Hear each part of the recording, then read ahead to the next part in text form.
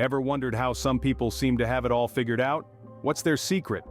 You might be surprised to learn that it's not about the number of zeros in their bank account, nor the luxury car in their driveway. It's about how they invest in themselves. Investing in yourself is like planting a seed. It might not seem like much at the start, but given the right care, it will grow and flourish, leaving you with a tree that bears fruits continuously. It's about allocating resources towards books, nutritious food, fitness, and personal development. These are investments that contribute to your long-term well-being and success. Books are an underappreciated treasure trove of knowledge. They offer insights, perspectives, and life lessons that can shape your understanding of the world and your place in it. Nutrition and fitness, on the other hand, are about maintaining your physical health, the very foundation on which you build everything else in life. Personal development, the process of improving your skills and expanding your horizons, is essentially about becoming the best version of yourself. But while investing in yourself is crucial, it's equally important to be mindful of your materialistic pursuits. It's easy to get swept away by the allure of the new and shiny. But remember, not all that glitters is gold. This is where the 48-hour rule comes in handy. When considering a material purchase, take a step back, give it 48 hours, and then revisit your decision. If the desire still persists, then it might be a worthwhile investment. But more often than not, you'll find that the initial rush has faded, leaving you with a clearer perspective. In a world that's constantly urging us to look outward, it's important to remember to look inward, to invest in ourselves, to nurture our minds and bodies, to continuously strive for growth and improvement. It's a journey, not a destination, and it's a journey that's worth every step, every moment, every breath. So the next time you find yourself wondering about the secret to a fulfilling life, remember, it's not about the material possessions, it's about how you invest in yourself, how you nurture your growth, and how you strive to become the best version of yourself. Remember, the best investment you can ever make is in yourself. What if I told you you could master any skill in 30 days? Sounds too good to be true, right?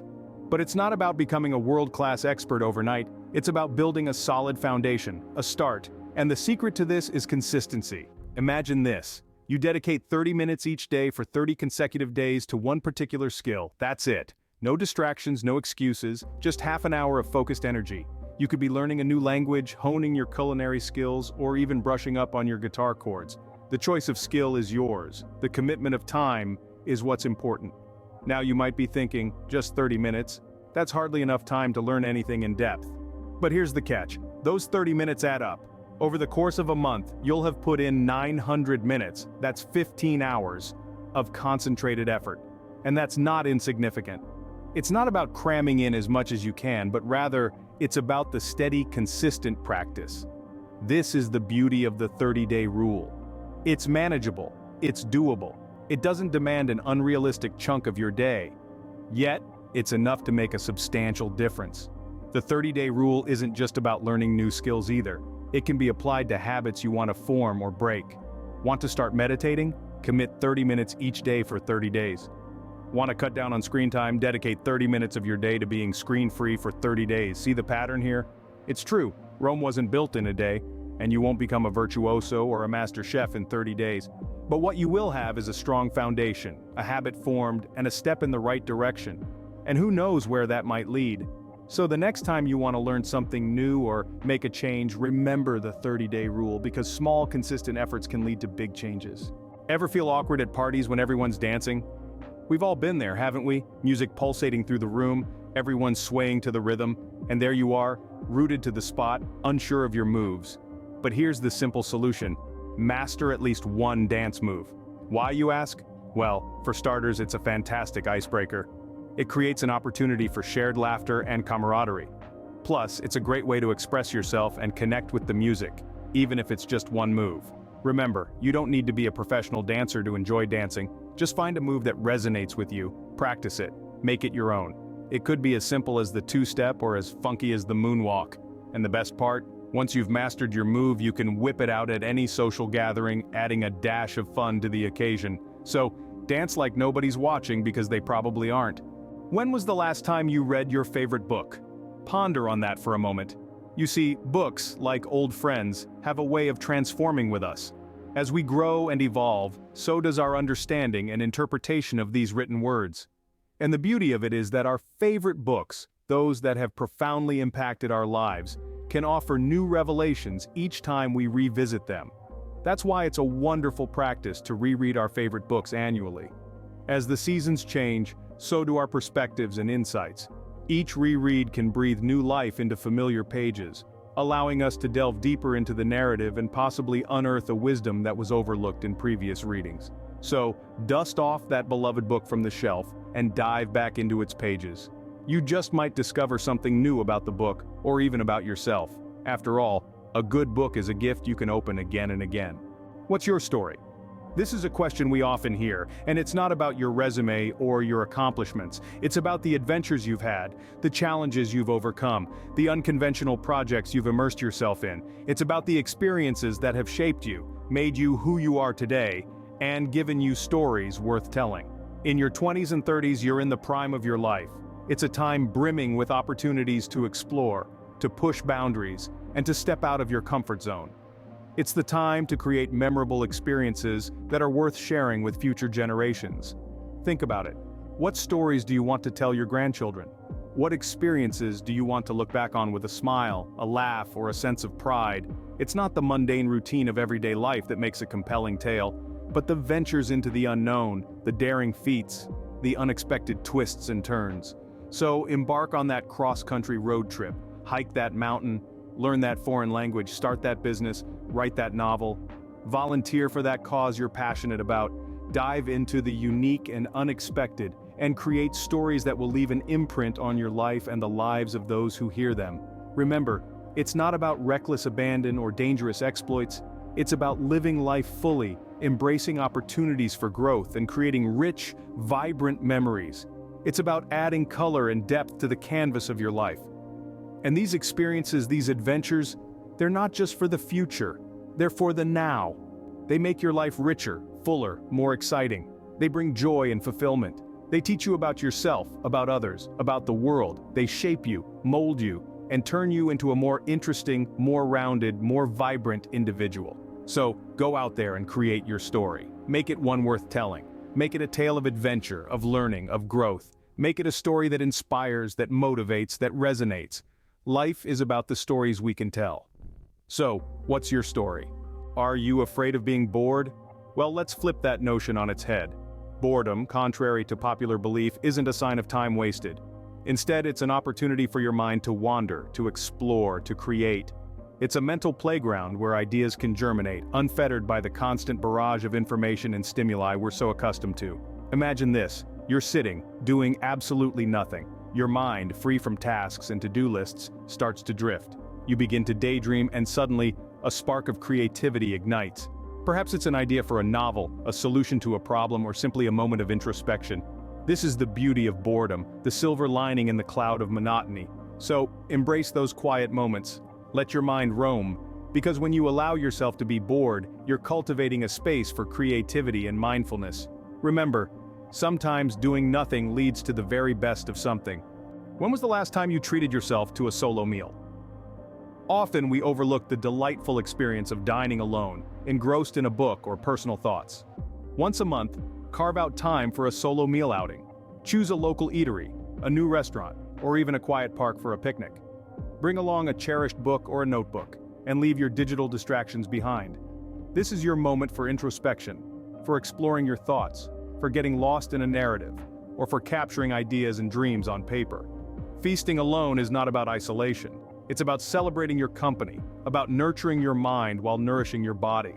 It's an opportunity to pause, to breathe, to savor not just your meal, but also the passing moments. In our hyper-connected world, solitude can be a luxury, a space for personal growth and self-discovery.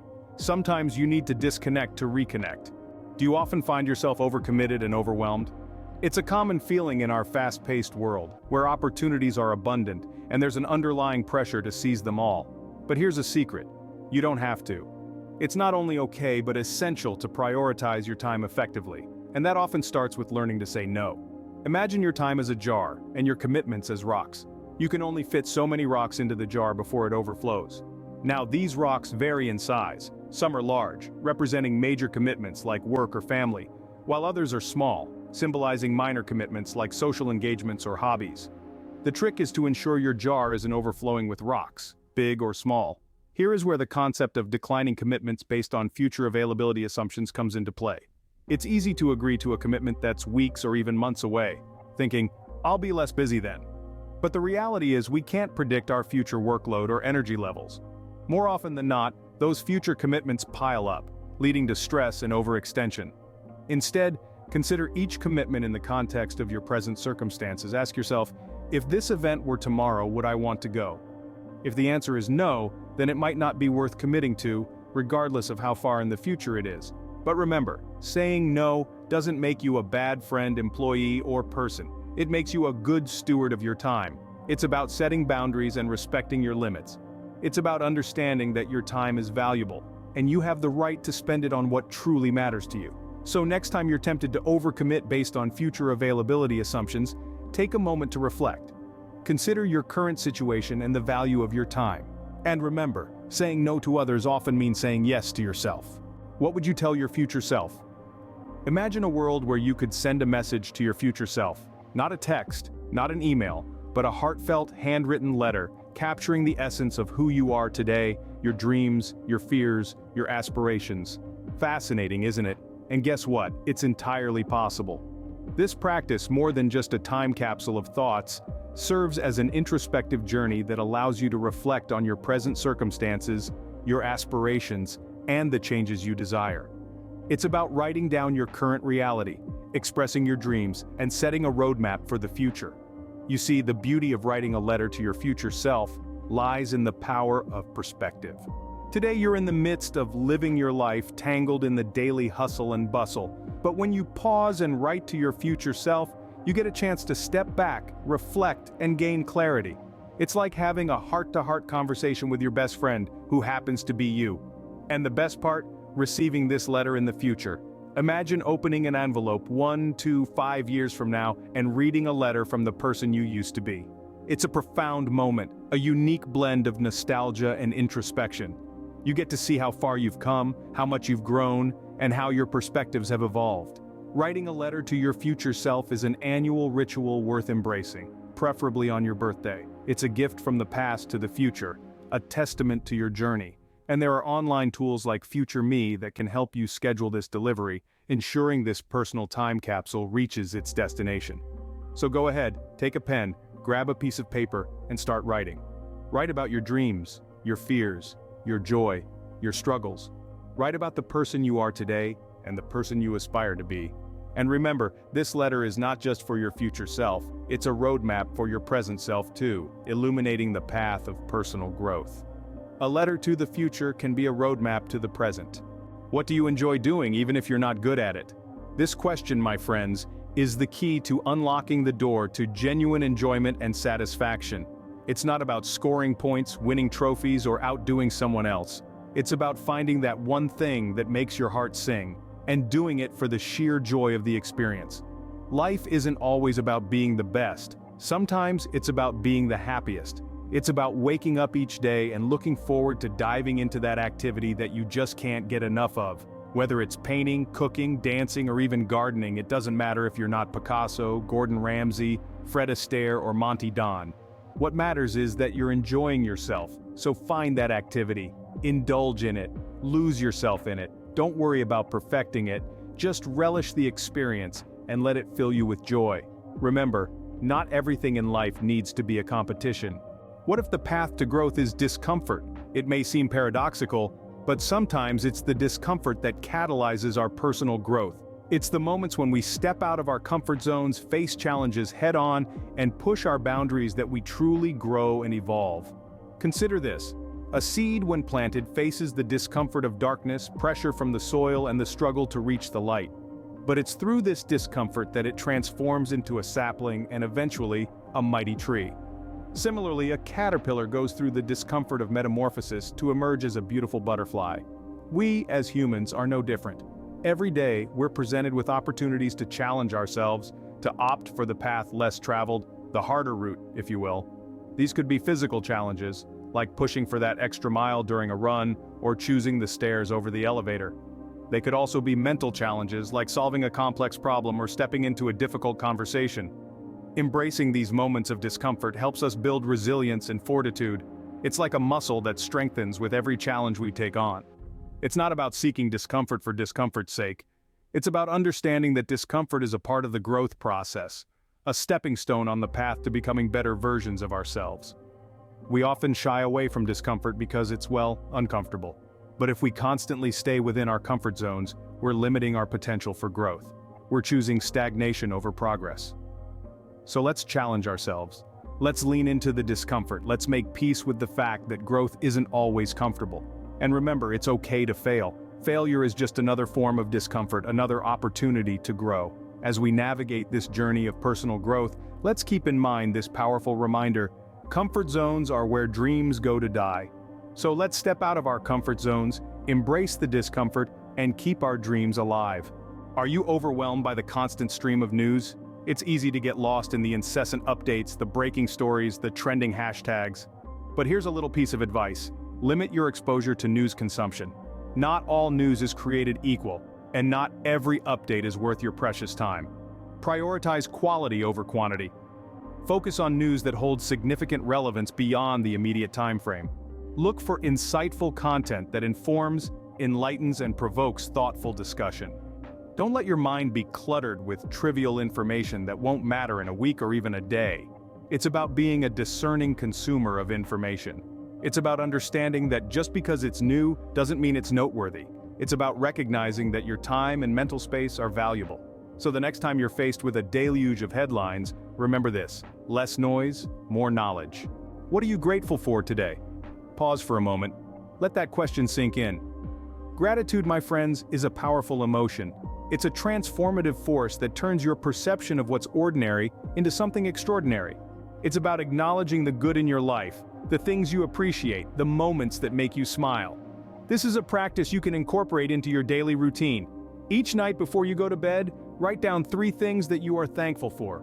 They don't have to be monumental. It could be the warmth of the sun on your face, the taste of your morning coffee, or a thoughtful text from a friend. Just 3 simple things that made your day better. And every morning when you wake up, vocalize one thing you're grateful for. This act of speaking out your gratitude makes it tangible, solidifying the positive energy within you. Gratitude turns what we have into enough. And that, my friends, is the power of practicing gratitude. Do you want to be interesting or interested? This question might seem a bit perplexing at first, but let's delve into it. Often we strive to be the interesting person in the room, the one with the captivating stories and experiences. But what if the secret to being interesting is actually being interested? Being interested is about engaging deeply with the world around you. It's about asking thoughtful questions, listening attentively, and diving headfirst into subjects that spark your curiosity. It's about cultivating an insatiable desire to learn, to understand, to explore. This kind of engagement not only broadens our horizons but also enriches our conversations and relationships. Think about it. Isn't it more engaging to converse with someone genuinely curious about your experiences rather than someone merely waiting for their turn to speak? So the next time you find yourself in a conversation, remember, the key to being interesting isn't about showcasing what you know. It's about showing genuine interest in what others have to share. To be interesting, be interested. Ever had a great idea and then forgot it? That's a common experience, isn't it? We often think we'll remember a thought, a brilliant idea, or a spark of inspiration, but more often than not, they slip away, lost in the hustle and bustle of our daily lives. To avoid this, we need to cultivate the habit of capturing our thoughts and ideas.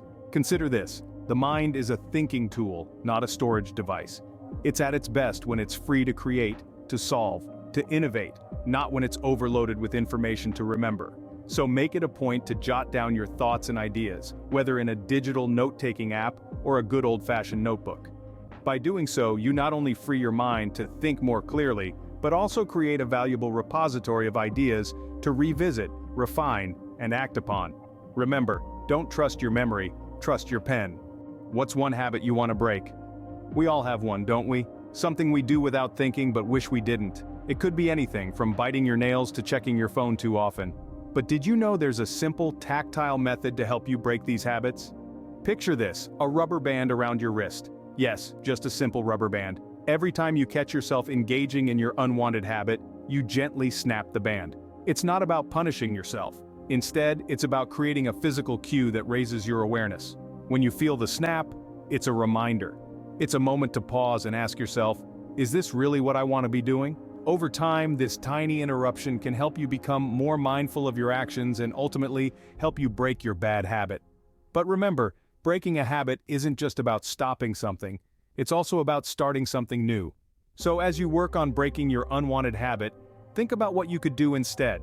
Maybe you could replace checking your phone with reading a book or biting your nails with doodling. The secret to breaking bad habits is to replace them with better ones.